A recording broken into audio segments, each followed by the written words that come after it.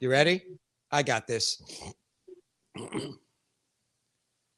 Hello, rock stars. Welcome to another edition of In the Pit. This is Rick. This is a returning guest. And every time my friend comes on the show, we have a ball of laughs. I wish you guys could see the pre-takes, the outtakes, the stuff you're never really going to get to see, because that's where the real show begins. Welcome to the deck, Mr. Chuck from Kill 'Em All. Hey, what's up, DFW? Oh, my Lord. I tell you what, now everybody goes, we want to see behind the scenes. Ah, yeah, Right? you do. Hey, just a little secret to everybody out there. Ask Mr. Rose. Oh, my God. So you know every other guest that comes on now after he's going, hey, Mr. Rose, so what was it that Chuck did for you? Right? Mr. Rose knows. Oh, my God. That's almost as good as Encyclopedia Rick. They should have. Why did they ever start Google? They should have just, instead of ask Siri or ask whoever, they ask Rick. Ask Jeeves. Yeah. I just dated myself. Sorry. Oh, my God. Wait, is that as bad as going yahoo.com? No, AOL connection. Remember AOL? Oh, my God. Okay, kids, if you don't know what that is, yeah, we're old. It's like a payphone. It's like a payphone. Well, you guys don't know what that is either. Oh, sorry. Oh, my God. I saw one in Florida, but it was missing the phone part. There was one up here on Valwood and 35 one time. Me and my wife actually took a picture of it, and we posted it, and we said, this is history in the making here, because you kids will never see this again. You know what I mean? Wait till you go to the Smithsonian, you see a phone booth in the Smithsonian. That's when you know you are old as Methuselah. Like, wait a second. That's what Superman used to change in. Like, exactly. That's what we used to change in, don't you, Rick? I have no shame. I just change in front of everybody. I don't care. I've been yelled at enough times now. Like, especially because you are Superman. No, I'm super something, but I got issues. Yeah. Oh my God. We all do, my friend. We all do. Hey, is your hair getting longer? Kind of, yeah. I cut it about 4 months ago because it was just dead, but it's growing back. It's growing back. Dude, I like the Jesus look. I'm digging it. Yeah, well, I can't walk on water because I'm too heavy. You know what I mean? But I bet you float though. I can walk on marshmallow, but I can't walk on water. Oh my God! You know what? So I don't know if you like the new John Land look. You know, I'm going for the John Land poser. God. Yeah. Does John know that you're emulating him? Oh yeah, he knows dude, he's the one that hooked me up with the link to get these headbands. Oh, nice. I owe this look to John Land. Big shout out to John Land. What's up, John? Love you, bro. Fashion aficionado extraordinaire. It's funny because I'm almost 53 years old and I have no sense of fashion. I'm still trying to find myself, you know? So that's all. Well, that's a different show. We can't talk about that here. Well, I find myself quite often, but you know, just not other people know that. Oh my God. Oh my Lord. So it's going to be one of those shows. I can always tell when Chuck comes on. We've got, you know, it's like we can talk about nothing for like an hour, or we can actually like get something accomplished. So it'll probably be the first one, not the second one. Hey, man. Like I said, Lord. I'm VIP at this point. This is my 7th time on the show. You know what, dude? You could do the show for me. In fact, you know what? Can we dive into that a little bit? You and I had a conversation. Are we allowed to talk about that?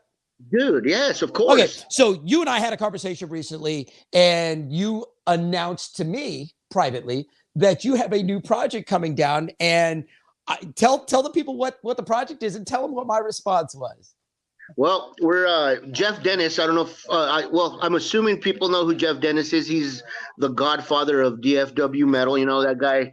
He's been around now for 50 years almost. You know, he's Taylor Dennis's dad, and he's been a writer for Harder Beat. He writes now for Michael Xavier. Yeah, him. Jam Magazine, right? Jam Magazine, and he has stories. He was in a band called Eruption back in the day. You know, and he just has a ton of stories with you know, obviously big rock stars, local rock stars. So we're gonna do a show based around him. It's gonna be a YouTube based show. You know, we're gonna do interviews and stuff like that. It's called Godfather TV, and Nice. I'm one of the executive producers on it, as well as Jeff and Al Mead. You Yep. guys know Al Mead. I know Al. He's a brother, man. So he's going to be doing all the production stuff. He's like the brains behind the whole operation. Jeff and I just get to get on camera and kind of do what you and I are doing right now. Hopefully, we get our footing under us and we actually find out that we know what we're going to actually do. We're just flying by the seat of our pants right now, working on promo stuff as we speak. So hopefully the next couple of weeks we'll have at least a promo video for people to view and just to see what we're going to be all about. So the funny thing is, what you're going to find out is being the executive producer and being the host. Yeah. This is not, I mean, this is easy, but it's not as easy as you think it is. It takes some time to get used to. If you go back and watch like some of my first interviews, oh my Lord, I was nervous. I was going a million miles a minute. And at some point you figure out who you are. And I just decided, you guys, this is me. You don't like it, don't watch, but I'm not changing. This is me. Exactly. And that's like you and I discussed. That's why I'm doing this. You know, you kind of inspired me to do this.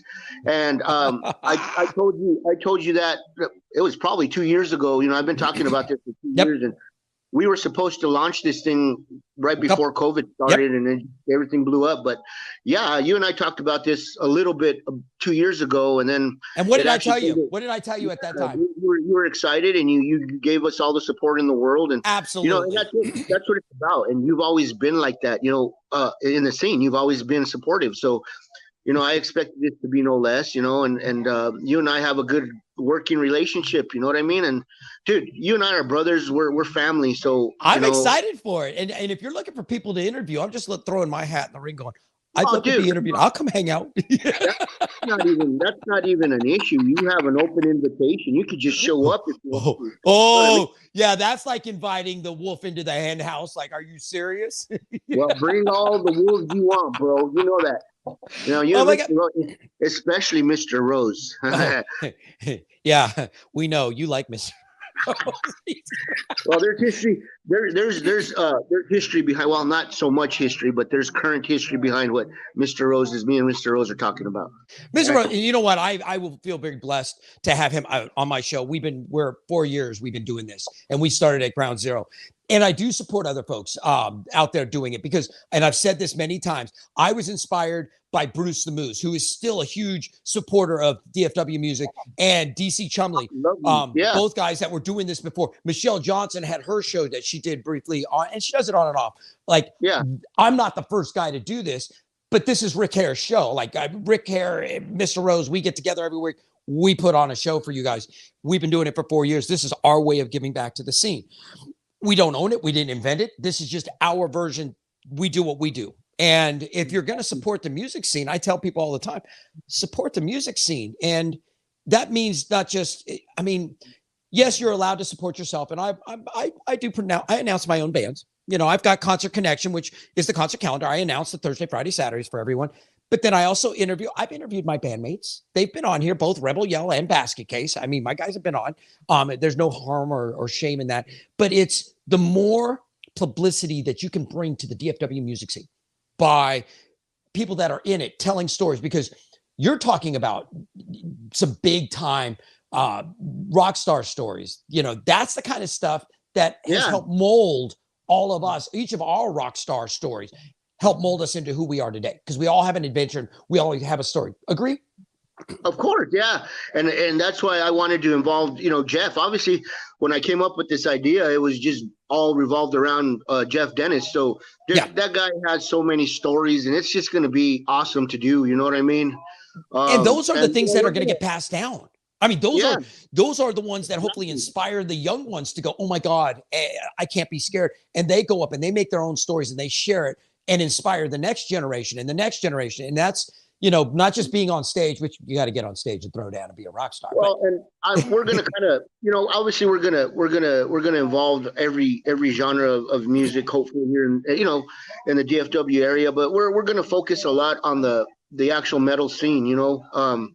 I don't know, just over the last couple of years, you know, coming from a booking perspective and just even popularity perspective, metal doesn't get the audiences, and it doesn't get It's hard. I don't think the recognition it deserves here in DFW anymore. Anyways, it's starting to kind of go underground again. It's just judging by the crowds and stuff that we're having at shows. It's just it's becoming a hard sell. So hopefully, by us doing what we're doing, it'll help out at least a little bit. We can jump on your back. You know what I mean? And hopefully between the both of us, we can get this metal scene up and going again. And we're also going to focus a lot on the original scene as well. Hold on. Now, that's a topic, because you and I've talked about this, and I've begged original bands for years now, come send me your stuff. And it's very, very minimal and sporadic. Like, I don't know, are we just not reaching the original folks? Being in an original band is difficult because nobody knows you. And just because, and here's the thing, and I'm not trying to insult anybody, but as an original artist, because I was for decades, just because you put a couple notes together and write a song doesn't mean it's great and it's going to appeal to people. If you're writing music and putting on stage and people don't come out to your shows, or they come out and they never come back, you got to ask yourself, was my music any good? And was I entertaining enough? So just because you write one song doesn't mean you get a hit. You could write 10, 20 songs and be lucky to have one mediocre hit. It takes... You know what I mean? You got to write and write and write. And you know this, Rick. I mean, I've been in the tribute scene now since 2004 here in DFW, okay? And I've also been in the original scene. The thing about original music here is that a lot of bands don't want to promote as hard as, like, just say the tribute bands, okay? And the thing about that is the tribute bands have an advantage because people already know that music, so the original bands are going to have to work harder.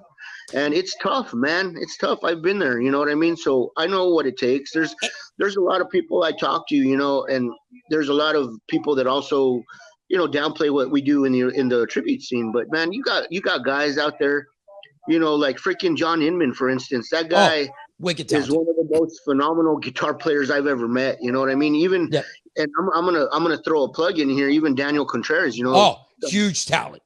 He has a project out there called Entombment that there's 5 songs on that recording that he did, and people need to go check it out, man.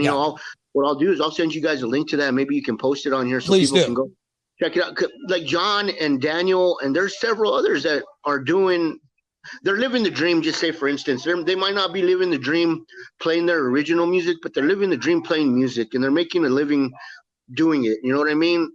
We're all living that dream. Yeah. But like John and Daniel, for instance, John does that for a living. That's what he does. Yeah. Music is his life, Yeah. At least you and I have a day job to go to, John's day job and night job, and that's all he does. So, trying to do that and also promote his own music, it can be tough, it can be tough. And hopefully, like I was saying, going back to the original topic, hopefully that Godfather TV can help a little bit with that. Because Jeff, like I said, Jeff knows everybody, and he's known everybody since, the 80s. Yeah. So people that are, even the older bands, that are still around, hopefully we can get those people on the show, and hopefully the show will take off, and hopefully people start recognizing that again. We are going to do some tribute stuff as well. I'm not going to say we're not, but the original scene is probably going to be the main focus. So Mike, here's my question is, as we talk about genres dying, and you're talking to a grunge kid who started out in 1990 in Seattle, and I again, it came, it went, it ran its course. And I grew up in high school. I was listening to Cinderella and Warrant, Guns N' Roses, Motley Crue, White Snake, and you name it, Scorpions. And it ran its course. At some point, are we, because you talk about diminishing audience, diminishing fans coming out. Have we just gotten to that point where it is going to get less and less because there's not an appreciation for it? Or does it come down to lack of promotion? No, I just think it comes down to that the generation that grew up with that music that you're talking about, that I grew up with, Yep. We're all older now, man. We're getting to be grandparents. I'm a grandparent, so there's other priorities. And, we have to go to bed a lot earlier now, and there's a lot of people out there that just don't want to stay out late anymore. And you can't fault them for that, man. as us getting older, it just wears on us, having to wait for your friend's band that goes on the fourth slot, on a Saturday night. Not gonna get it.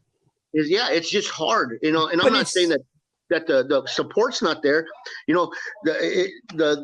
your heart and in your mind, the support's there, but just physically we can't, not all of us can do that anymore. And I'm not going to put everybody in that box, but not all of us can do that anymore, But what about the younger generation? Is it not getting through to the younger kids? Like, that's what I mean. At some point, you've got an older generation. We grew up on it, and we are getting older, and some of us, we're thinning out the herd, with what happens with life. Are the younger ones not being exposed to it, introduced to it? Well, yeah, and I think so. I mean, there's diamonds in the rough, obviously, like Taylor, Taylor Dennis, Daniel, Sammy, she's those three right there that I can name, like Christopher Williams, the singer for Euthanasia, Nick, all those guys, they're younger, and their dads exposed them to our music. So yeah, they're hopefully they're going to carry that on, and hopefully when they have kids, they'll expose them to that music. You know what I mean? Like, say for instance, my son, I don't know about your son, Rick, but my son, he was exposed to metal when he was young, you know what I mean? And this kid was 3, 4, 5 years old, and he could hear something on the radio from Metallica, Megadeth, and he would know the words, and he would know. But then when he got into junior high and he started hanging out with his friends, he just did a 180. And now he's Mr. Rap guy, and he's, whatever, he wanted to be everything that his dad wasn't. So same here.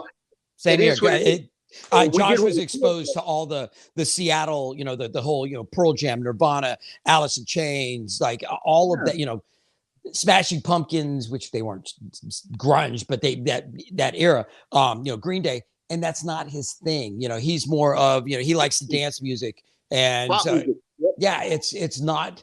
Now that my son lives in the Caribbean, and everybody asked me, and at the time of this recording, my baby's in town for like 3 or 4 days. So I'm like, it's like pretty much the first time in almost a year he's really been back. But he's in the Caribbean, so he's listening to a lot, which I am a reggae fan. I love the islands. Like, I could listen to steel drums, but he's listening to a different style of music that he's influenced by, where I still have that metal. Like, I will still listen to Rat, and again, Cinderella, Guns N' Roses, but I am more of a pop punk guy. So I grew up same era as you guys, but I happened to be in Seattle and was indoctrinated into that grunge scene, and that took a stronger hold on me. I still have my metal roots, absolutely, right. But it's not as predominant as me being a 90s 2000 grunge pop punk guy, and it's.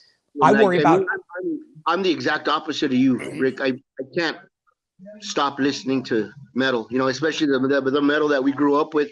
It was, and I'm going to be totally honest with everybody. I shut off the damn radio in the 90s. I didn't listen to the radio the entire 90s up until 97, probably, when Disturbed came out, and Stupefy came out. Yeah. I said, man, we might have a chance. And, Disturbed started me back listening to popular metal on the radio again, so.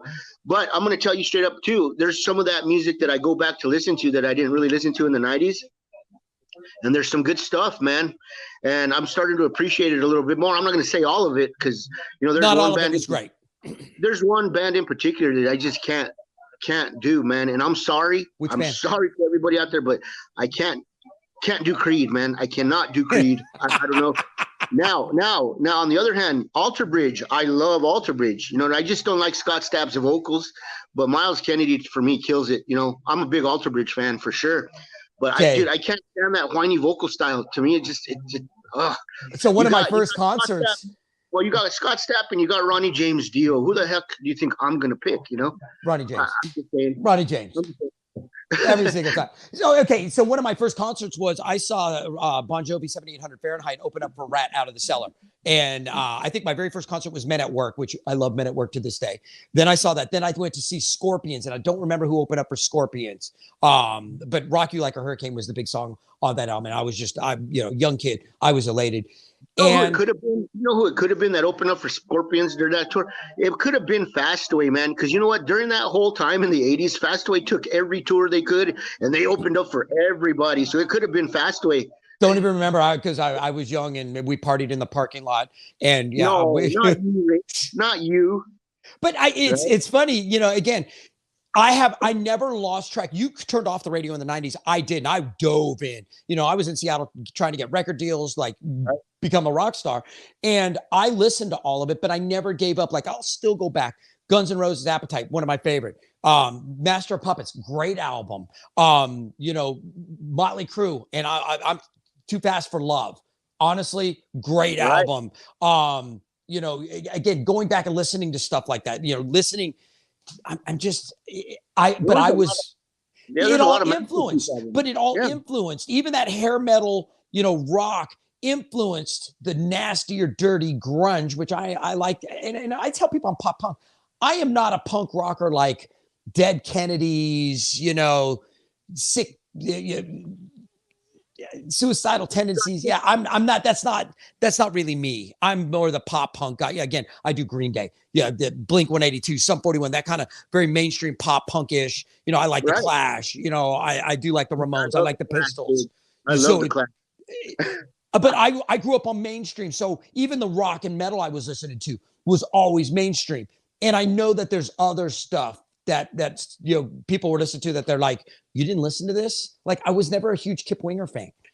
Talented guy, but I was never a Winger fan per se. And people go, really?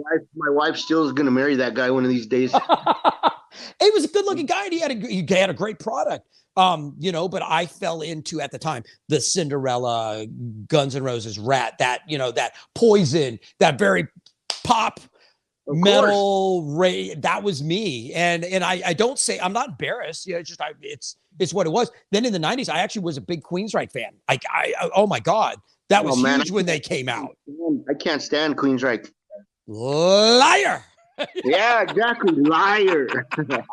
But I mean, it's again, I see both sides of the fence, because it's been, even in like the 2000s, I kind of quit listening to the radio because I'm like, that's when I kind of was like, okay, this sucks. Like, I'm done. And no, I got you, you know. And now I go back and I listen and I'm kind of like, well, I missed a couple things. Well, luckily now anybody can listen to anything that they want, you know, with satellite radio and all that stuff. So nobody's missing anything, you know. And we can go back and listen to what we wanted to back in the 80s. I'm still stuck there. My wife tells me, you know, that I need to start appreciating other music, and she's right. You know, I'm not gonna dispute that. But number one all-time favorite album. What number one all-time favorite album? Just one album. Me? Yep. Oh my God, really? You're gonna put me on the spot like that? One album. I already know what mine is. I'm not shy about it. Go ahead. Well, if I have to pick one album that's my favorite, and people are probably going to say, what the hell, Chuck? Who cares? But, dude, I love And Justice for All. That's probably – and, dude, it's right there with Master of Puppets, man. And I'll tell you why. Because, you know, Master of Puppets is one of the few albums that's in the Library of Congress. You know what I mean? And it's significant history. That album will be taught as music history, hopefully going forward to kids. When we're not here, Master of Puppets will still be here, you know? And if there's ever a nuclear war, along with the Declaration of Independence, it's going to go into a safe. So will Master of Puppets. So that's my number one all-time favorite album. What's Smashing Pumpkins' Siamese Dream. Dude, that's a good one. That's a good one. I had to get over the whole Billy Corgan thing. You know what I mean? With he's a voice. Douchebag. He's a great musician, though, man. And I can't say he's a douchebag. I've never met the guy. I know he's controversial. He's opinionated, which I admire about him. Some people don't like his voice. I do. But I think that his writing style, and there was enough of the psychedelic with the rock. Yeah. And again, James Iha on guitar. Jimmy Chamberlain, one of my top 3 favorite drummers, probably my favorite drummer. Again, and Darcy was wicked hot cute. So I was like, for me, it was the whole enchilada. And that's and some people go, really? You were a Pumpkins fan? To this day, if you gave me one album for the rest of my life, I'd pick Siamese Dream, because it would have enough diversity from rock to the subtle softness. You know what I mean? That's just me. Yeah, it would be Justice for me, but you know, that's awesome. Again, Master of Puppets is right there. You know. You know, another band that gets a really dirty rap, and everybody goes, I hate them, Nickelback. And I know people are like, oh, those guys suck. But you know what?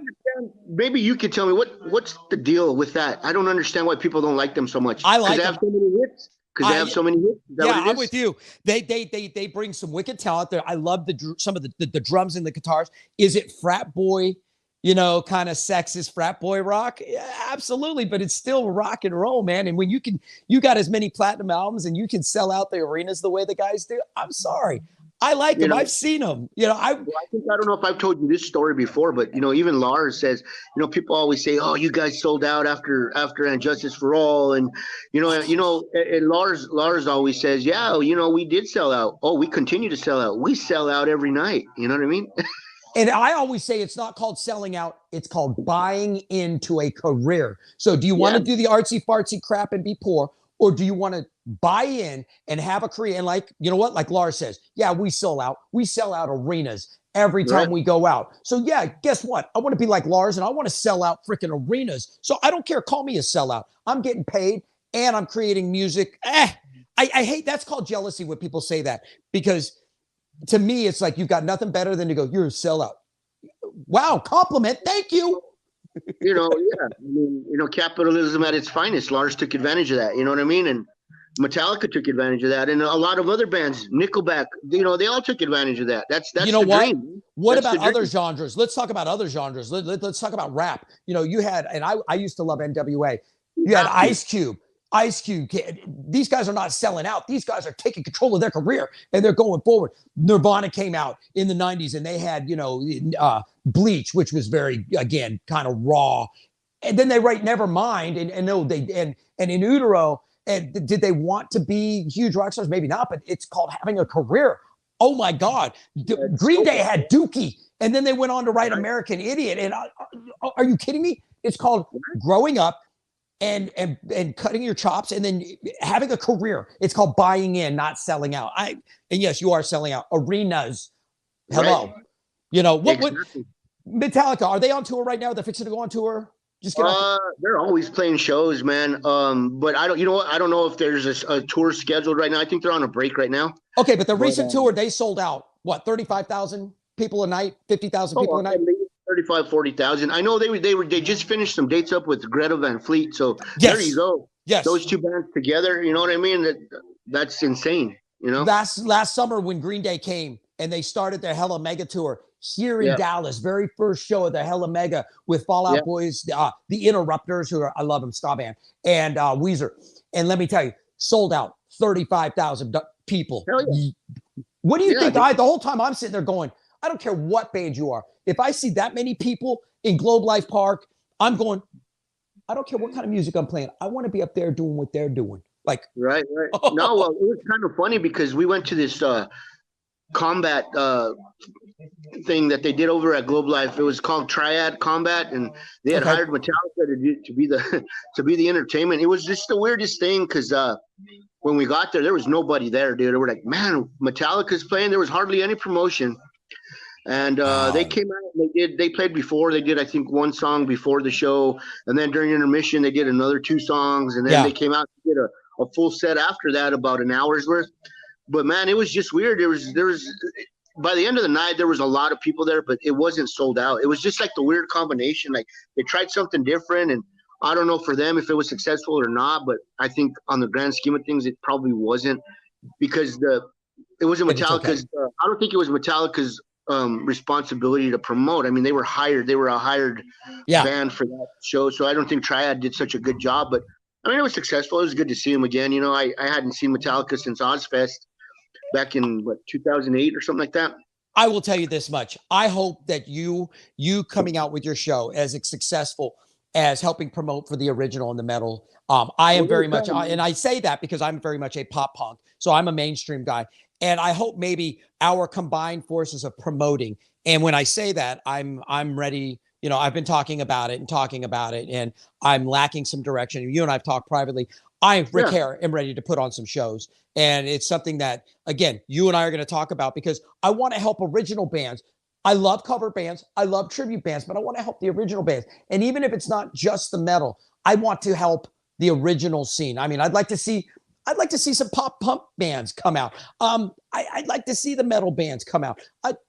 believe it or not, I'd like to help the country bands. Even though I'm not a big country fan, I would like to help the country band because they are wicked talented musicians. You know, Rodney Smith from Local Yoakum has his original country band that he does, Rodney Smith Band, I think is. And again, want to help these guys promote their music because maybe they get a record deal, or like me, maybe they just get the song on a movie soundtrack. Hello, win, score. I love it. You know, it's all about being at the right place at the right time, especially now, dude. And the thing about original music is that you're not going to sell any copies of anything because the internet has pretty much destroyed all that. You got to live on the road, man. And there's like, especially people our age, that's not going to happen. we can't do that. Well, at least I can't. There'd be no way I could do an entire tour, you know, every night for freaking 30, 40 days. There's just no way. I think I could. At 52, almost 53, I think I still got it. You know, because once you get out there, I'm glad you do because there's no way. No, wait, the body hurts. I'm not going to lie to you, man. My body hurts, and people are like, Rick, how do you play like that? It's like I don't know. This is just how I play. But I think if you do it every night, your body would like tune back up some, and you'd get used to it. Yeah, I think you could do it because I watched you. You're a beast behind the drum set. I totally think you could do it. You know, well, thanks, man. Thanks for the vote of confidence. Maybe I could. You know, but you know, I don't know, man. Like I said, it's just hard to break through these days in the original scene. I mean, you got to live on the road, man. And there's a lot of people that aren't willing to do that. There's a lot of people that aren't willing to do promotion. I don't know. And it's not just like that in the original scene. The tribute scene is like that too, you know? Absolutely. And you've got the extremes. You got the people that don't want to promote and don't do anything. And then you got the bands that are like, okay, I cannot handle you playing 3 nights a week, every week with the same artist. I'm sorry, you know. How about space it out? Like do multiple bands like somebody else I know. Oversaturation sometimes, you know what I mean? And I mean, I know nobody wants to see Metallica kill them all, you know, more than probably once or twice a month. You know, that's just a lot. That's why we've been kind of spacing it out and doing out of town shows, you know, which is awesome. I love it. I love it because again, it makes it more special. Why should I come see your band? If you're original or cover or tribute, if you play every single weekend, why should I come see your band when I know I could catch you tomorrow night or next weekend or the weekend after because you're going to be playing? There's no sense of urgency. Or popped in the CD, right? You know, of whatever. And I understand that, you know, so got to break into new markets. And that's what I'm trying to do, you know. Nice. I got some good friends that I've made down in El Paso that we're I'm starting to book. I've played there like 5 times. Well, actually 4 times in the last 8 months, and I'm going back 2 more times this year. And I'm trying to get this scene over there because they have a tribute scene, and you know, I'm not trying to offend anybody, but I think DFW has the best tribute scene in the world. I agree with you. Center of the universe. And that's we're the Mecca, dude. We're Mecca for tribute acts. I don't care what anybody says. You come here, you'll find anything. You know why what is I mean? It that why are LA and New York and Florida bands and Chicago, why are the bands from all over the US wanting to come play DFW? Well, folks, let me tell you why. Because we are the center of the tribute universe, and that's going to offend some people, but we've got more tribute acts, multiples of each band.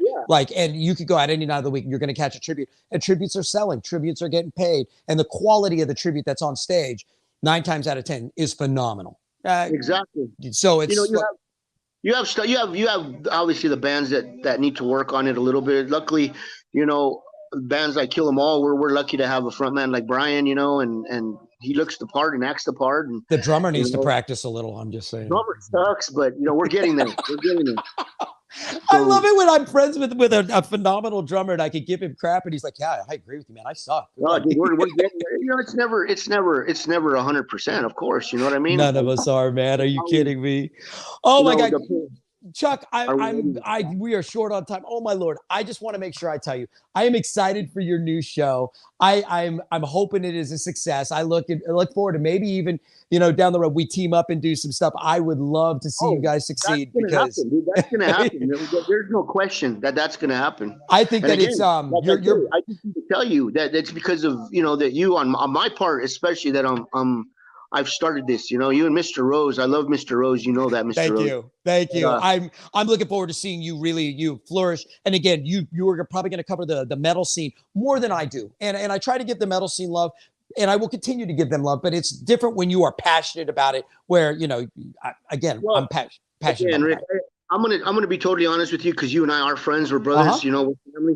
But I think you and I need to do a better job of promoting other genres. Like I think you, as far as the metal, you need to show up at more metal shows, and 100%. I definitely need to go to more pop shows and more. Did that? 100%. I totally agree with that. And you know, if we're gonna be successful, we need to do those things. 100% correct, sir. And anybody, walk the walk. 100%. You're not missing a beat at all. There's a lot of bands, you know, and I'm human, and there are a lot of bands that I will see over and over again because I love them. And then they're, you know, again, but you need to share the love. Like my wife goes, Rick, we've seen that band now 20 times. Okay. And she will look for stuff that she hasn't seen or we haven't seen. Sometimes it's not a band maybe that I'm interested in, but I need to go, wait, at least we go, let's show up for a half hour and see it. And there's a lot of times my wife will go, let's just make our rounds. Let's pick 2 or 3 venues. We go and we spend a half hour, 45 minutes, go to the next venue, half hour, 45 minutes, and make our rounds so you can catch some of these other bands that you promote, but you've never seen. You know what? Exactly. My wife is correct. You are correct. We do need to get out there and promote other stuff. And you know, I love Kill 'Em All to Death. Don't get me wrong. And pretty much Kill 'Em All is on autopilot right now. You know what I mean? Yep. I'm trying to push. You need to bring Amy to see Walk in the Shadows. You know, and that's always a great show. Actually, we were at your first show at Gas Monkey Live. Oh, that's right. Well, you we were there. We were there for that first show. Speaking of JJ, you know, he went out for his birthday last week, and he came out to see Walk in the Shadows. And I told him, and I'm really guilty about this. He's always supporting Walk in the Shadows. I have to go see JJ's band, man. Did you call him Gay J? No, you called him Gay J. I call him other stuff, but I do that in private because because he's Mexican and I'm Hispanic. Okay, well, I'm half Mexican, half German, so I can make. I tell him this in Spanish. I just can't say it on your show. Oh my God, I can't. JJ's gonna text us both, be like, "You guys suck, really." I love that guy, man. But yeah, I have to get out and see a Wild Boy show, man. And I keep promising him, but every time he's gigging, we're gigging. So you know, it's kind of hard, but that's a good problem to have. That's a good problem to have. But brother, anyways, yeah, man. Thank you a million times again for coming on the show. We have a live event coming up at Fat Daddy's here in a few weeks. Cool. You gonna be there? I'm good, dude. You need to remind me. You need to remind me, please. I'll send you a reminder. I promise. Also, let me do a quick plug. I have a show on June 10th at Amplified. Kill 'Em All is going to be opening up for METALLICA. Again, man, we love opening for those people, man, and they're so cool. Cool. You're opening for me because it's funny because I'm actually about to record that show, that concert calendar, and I had METALLICA, but I didn't see that you guys were on there. I did. The Kill 'Em All's like in little writing about. Dude, I didn't have my readers on. I'm sorry, I can't read small stuff like that. Oh, that's what I mean. You have to really look at it. And then, so we'll be opening for METALLICA. This is the 4th time, man. You know, they're a different venue, which I'm really, really glad they're playing this venue.